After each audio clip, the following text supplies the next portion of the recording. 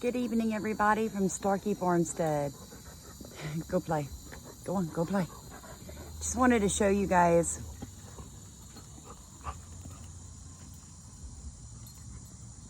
right? What do I want to show you? That. Look at that sky. Listen. Do you hear what that sounds like? Almost silence, except for the bugs.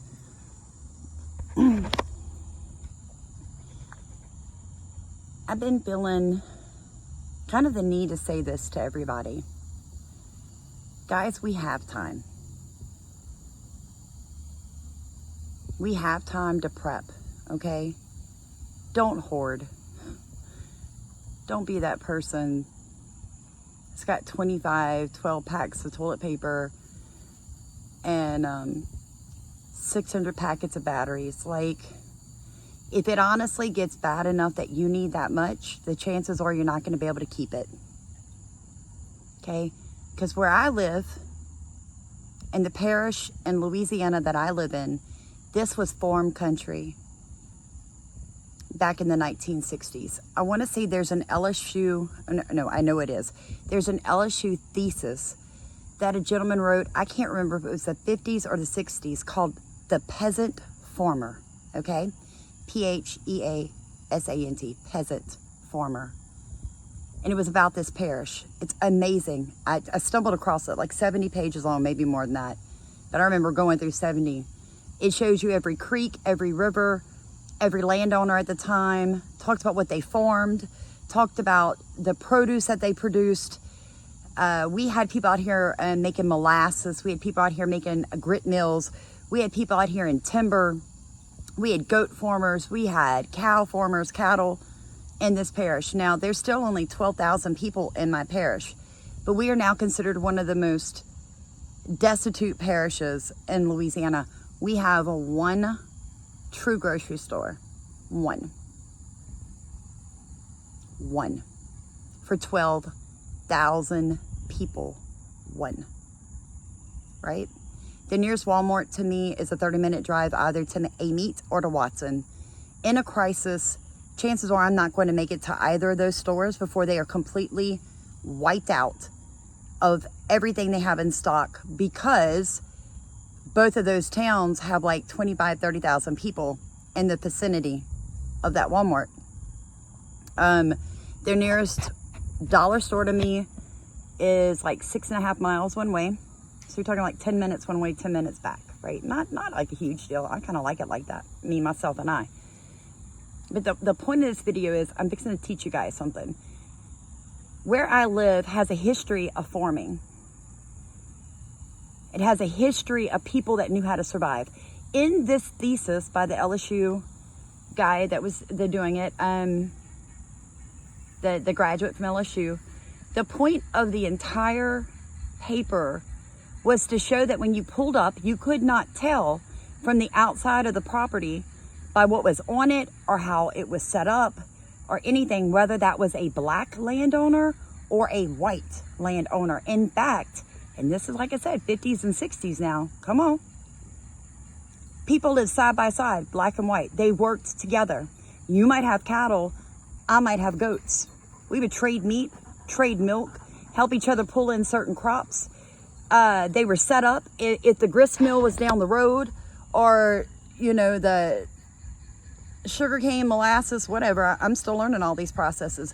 There was somebody who had a mill for that within buggy distance or truck distance, and people worked together. It was still free roam out here. Like, you could free roam your cattle in this area up until 2002, maybe 2008. I'd have to double check that. Don't quote me. If somebody does know that date, put it in here. That's how rural this parish is, okay? So it was amazing. People worked together. Like, this is a great community. But here's what I face. Now I live where nobody farms, right? Nobody even has a yard garden. Nobody. These are the children and the grandchildren of the people that this guy did an entire graduate thesis on. because it was so much information. So what happened? Why do I live in a food desert in one of the most beautiful parishes in our state? Like, the soil is amazing. Yes, it's compacted red clay, but clay has more nutrition than any other soil. Like, the nutritional value in clay is through the roof. You just got to get the clay amended in a way that your plants can pull it out, right? So I live in a beautiful parish. I'm not worried about flooding. You know what I'm saying? Like, excuse me, my land's on a slope. Beautiful parish, guys. Yet it is one of the most poor parishes. School system, I mean, they're trying. Just too rural, doesn't pay enough. Can't really, I mean, you know, set back in so many ways, right? Got a lot of disabilities, a lot of elderly, a lot of single parents, a lot of widows. That's what I'm facing. So when I tell you that you might not be able to hold on to whatever you're hoarding or you're prepping, I mean that.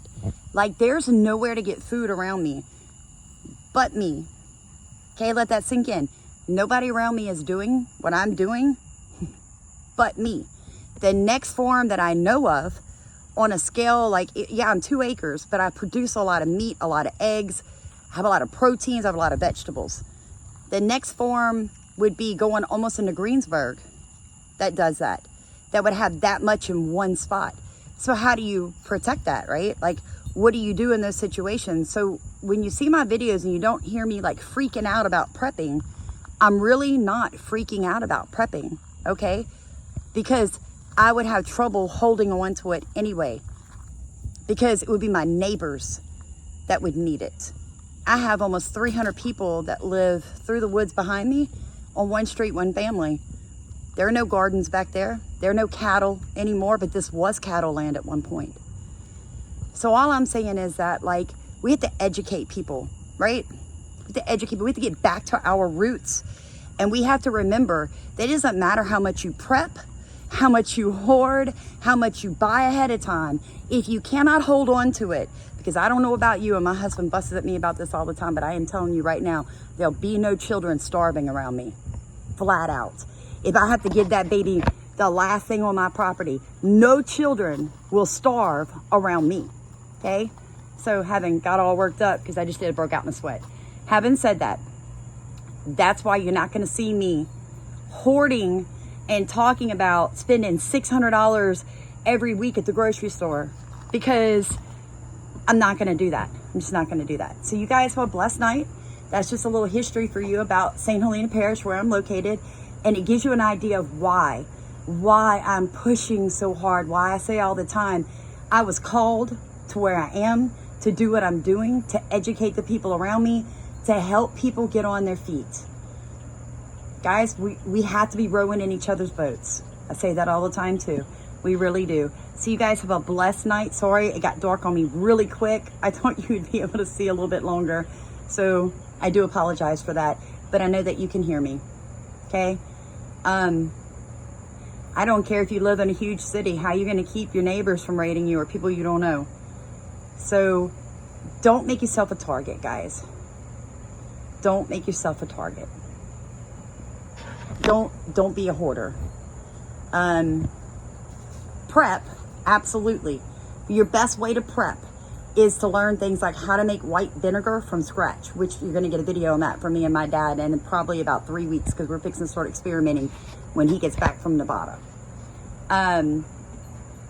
You know, that's what I'm talking about. I'm being real serious. Like, what good's it do me to have 25 gallons of white vinegar and I can't keep it, or it gets taken from me? But if I can make white vinegar from scratch, I'm good. You see what I'm saying?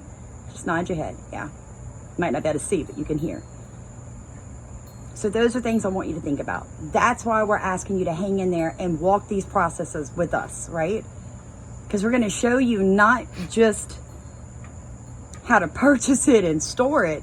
We're trying to teach you from the ground up, as we learn it, the things that you're going to need that you're not either going to be able to get or you're going to be able to afford. You still need to grow food, so you got to know how to do worm castings.